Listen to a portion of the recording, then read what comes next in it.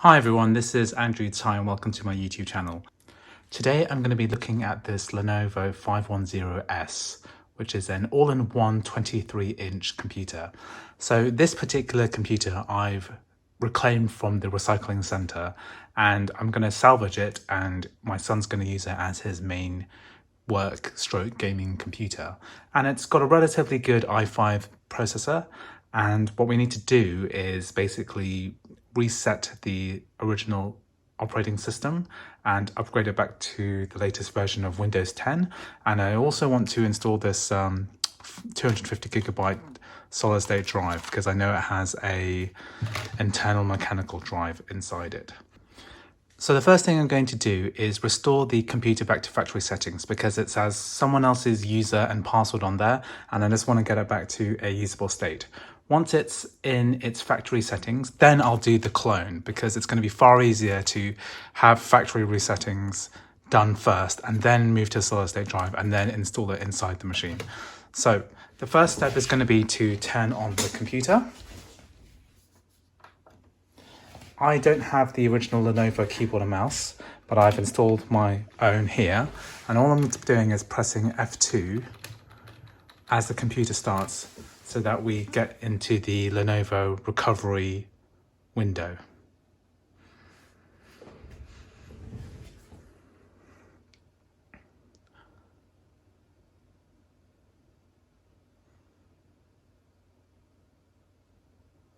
So we've successfully logged into the recovery window. I'm just going to log in and give you a bit of a better view. What we have here is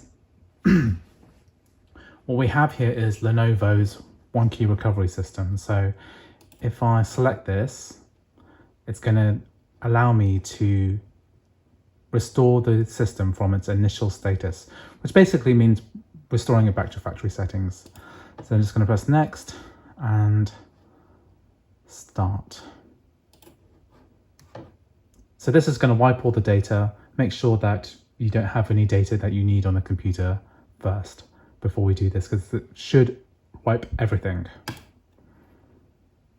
Here's another warning about wiping the data. I'm going to press yes. So now that recovery is complete, what we can do is simply press OK, and it should be done. It took 18 minutes and 59 seconds. I'm just going to restart the computer now. So once we restart the computer, all we're going to do is go through the standard setup, and we're going to pretend as if we're just a normal user, and we're just going to get to the stage where we can clone the internal drive to the external solid state drive and give this computer a bit of an upgrade. It's always best to install the standard Lenovo or whichever vendor's computer software recovery drive there is, because it contains all the drivers for all the bits and pieces, for example the webcam and the speakers, etc. So once all that initial setup done, it's going to go through this silly intro sequence. Now it's getting some updates. Okay, so now that we've set up the Lenovo account so that we're logged into the computer, what I'm going to show you now is how to clone the operating system internally onto this external solid state drive, which I have attached using this 2.5-inch SATA adapter. So I'll leave a link in the description for this type of adapter. And the software I'm using at the moment is called Macrium Reflect. And what I'm going to do is clone the drive from this internal drive here, which shows the 6 partitions on the internal drive, and we're going to clone it onto the much faster solid state drive, which is here, and it's this grey, represented by this grey bar. So the internal drive is this 1 terabyte internal hard drive, and we've got a 250 gigabyte drive here, which we need to resize for this to work. So what you do is you ask for this to clone. in Macrium Reflect in this piece of free software. And when you get to this stage, what you can do is basically drag each partition onto the new drive. So when we clone, we can actually select the external solid state drive. And what I'm going to do is basically drag down the first two partitions. And if you notice this one here, it's the largest one. It's 900 gigabytes out of 1 terabyte, and it's only using 28 gigabytes of space. And when we drag this down, it automatically resizes to refill the rest of the space. But that means that we can't fit these last three partitions in too. So what I normally do is ask for this to resize this last partition so we can fit the last three in. And all you need to do is a little bit of maths, which I've laid out here. And I'm just gonna go through my reasoning. So we have 1 gigabyte, 30 gigabytes, and half a gigabyte. So I've added them up here.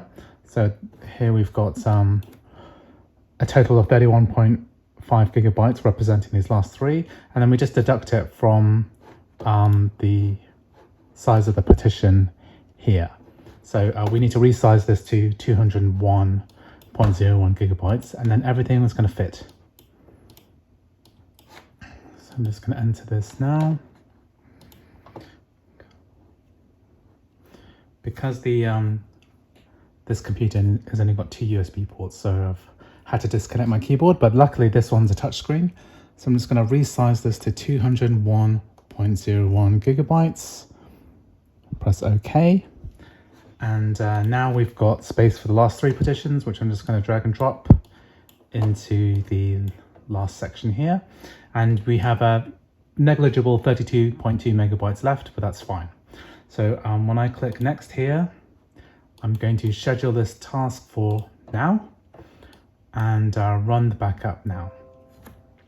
So basically this backup is going to clone all the data from the internal drive onto the external drive, and it's going to make the computer much faster once we've swapped them in. So I'm just going to let this run and see how this goes for now. So now that the clone is complete, we can just shut down the computer and we're going to install the solid state drive. So to take out the internal hard drive, what we're going to do is take out the back. So what I believe we need to do is take out these two screws and then use a pry tool to pull off the back case. So that's what I'm going to do now, is just take off these two small Phillips head screws.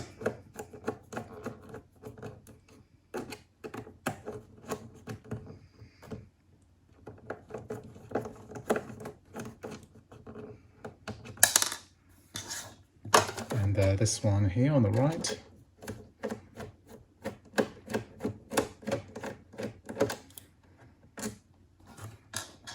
Let's keep these screws safe. And then I'm going to use a pry tool. So I'm just going to use this spudger. And there's this left side here has got a convenient little notch. So I'm just going to pull this down.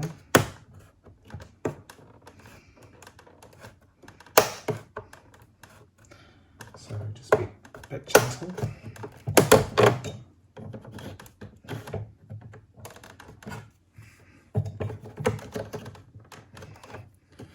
Just kind of ease this along.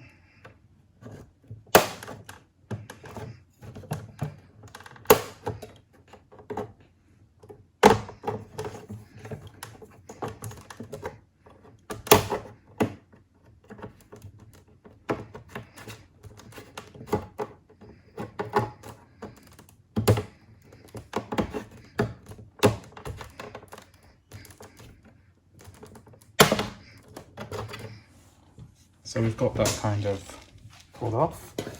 Just going to work our way around the edge.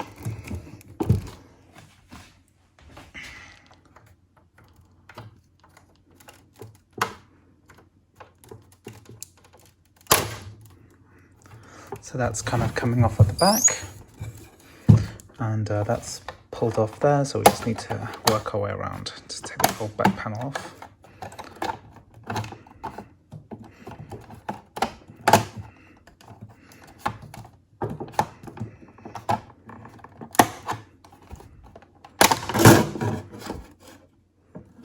Brilliant.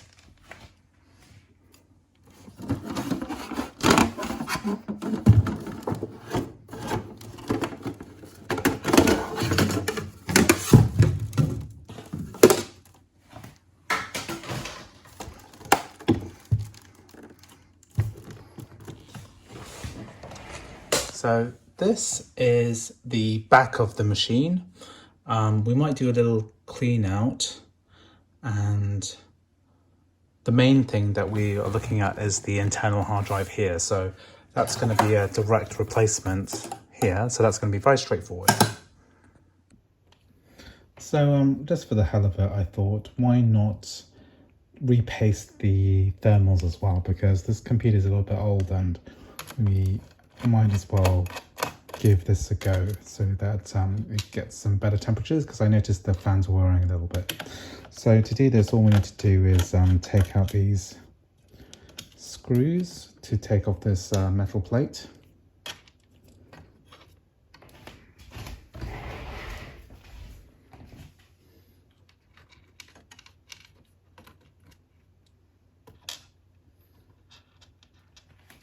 And then we need to take the hinges off too.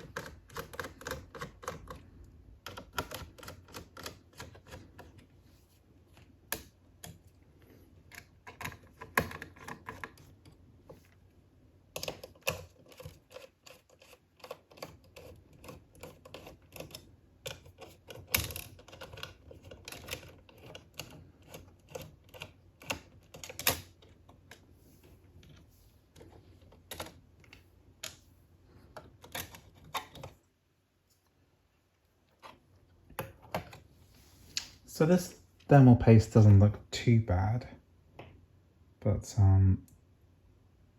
it could be replaced for sure. And I'm just going to clean this up.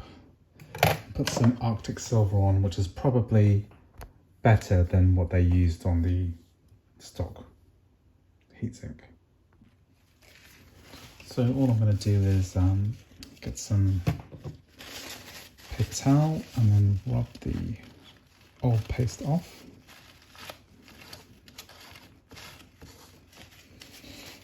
And I'm going to do the same for this.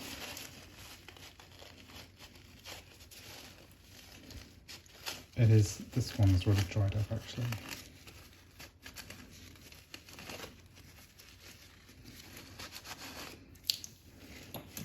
This one could do with a little bit of isopropyl alcohol.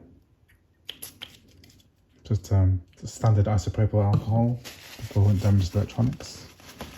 And just scrape off any last remaining bits.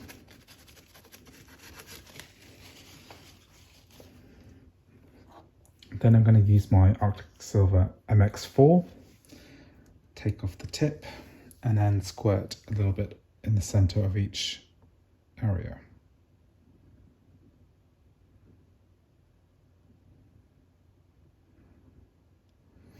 A little bit messy. I'll just clean up that edge.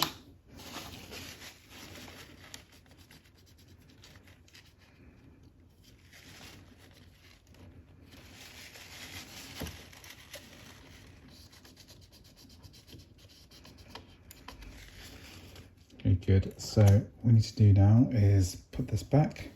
So when this compresses, it's going to fill that entire area up. So it's going to get good contact between the processor and the heatsink. So we're going to tighten this down.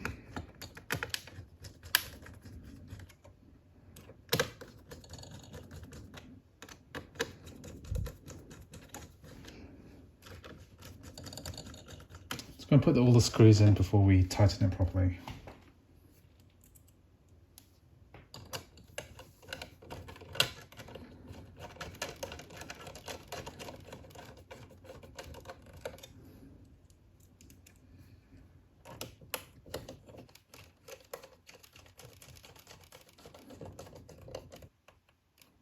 So once everything's in the right place, we're just going to hand tighten this until it's nice and secure. Can do this last as make sure everything's nice and even. Good.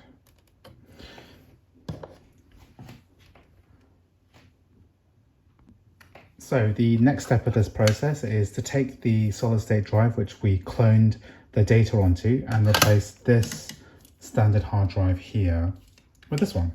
So I'm just going to unscrew this hard drive.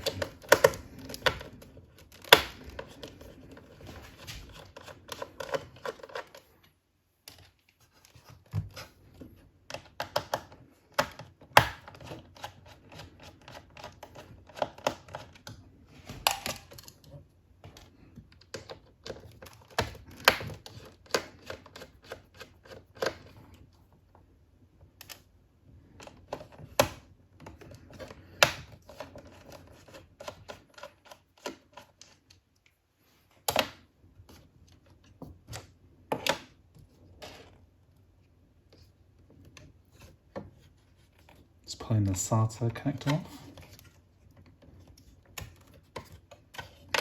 And then I can see this hard drive mounting.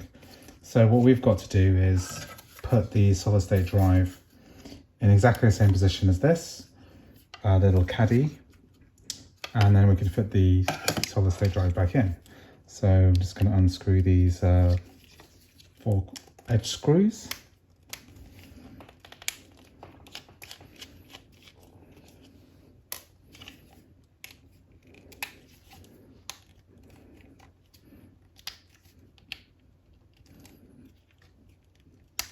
A little bit tight. So I'm just going to unscrew the rest of the screws.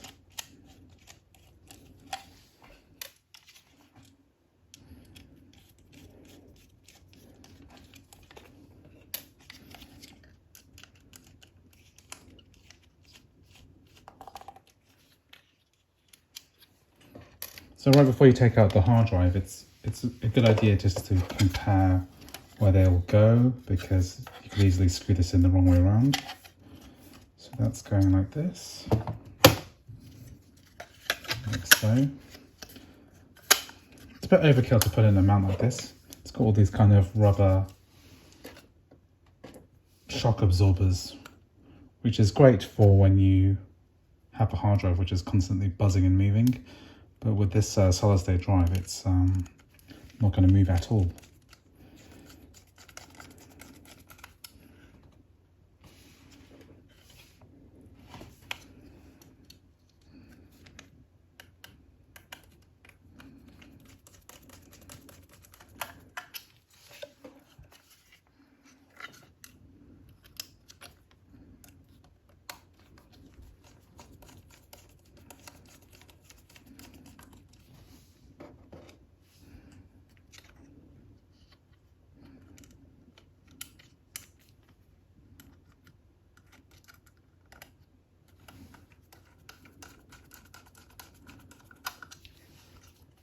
So once that caddy's got the solid state drive in, we're just going to plug the cable back in.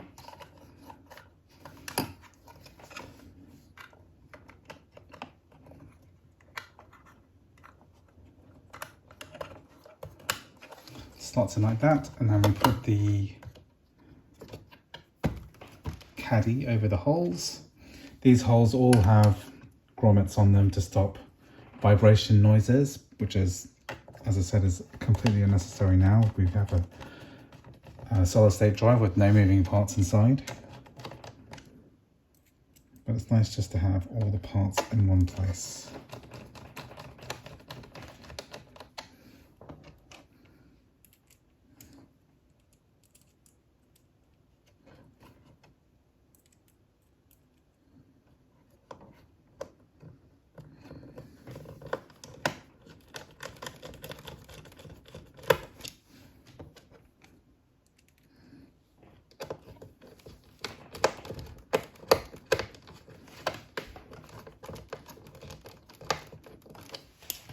So now that's in, I'm going to put the shield back on.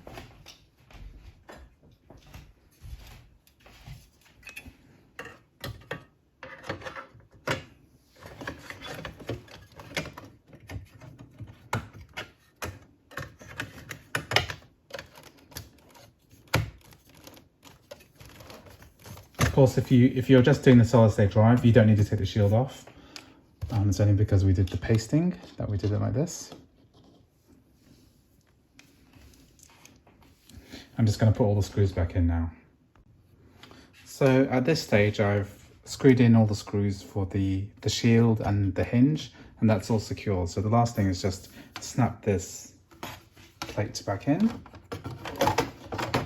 You just put it over the edge and then push down on all the tabs on the sides.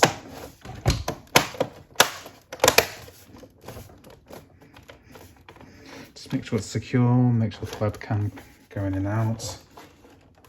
You can kind of tell when the edge isn't quite there, you need to push it in.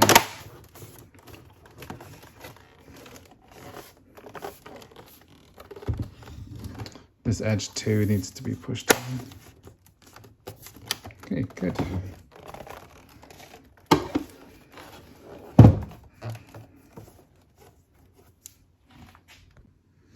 Great, so just remember that there's 2 more screws back here. So I put the bottom plate back on and I plug the power in and just turn it on.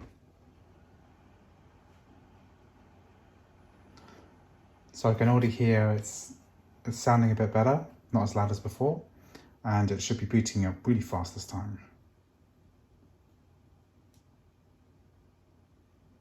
Yeah, that's much faster than before.